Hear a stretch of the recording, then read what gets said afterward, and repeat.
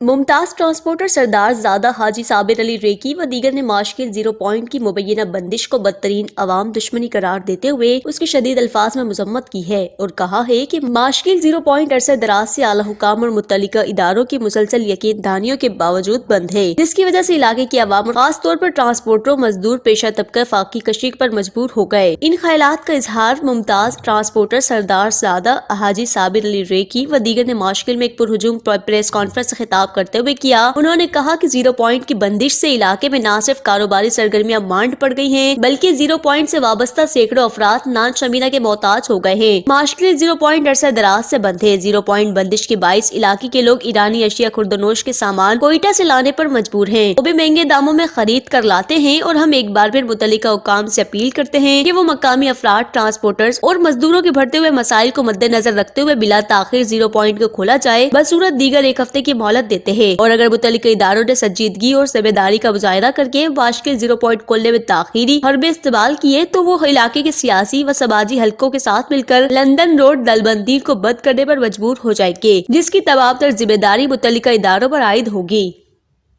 وش news, ماشکل۔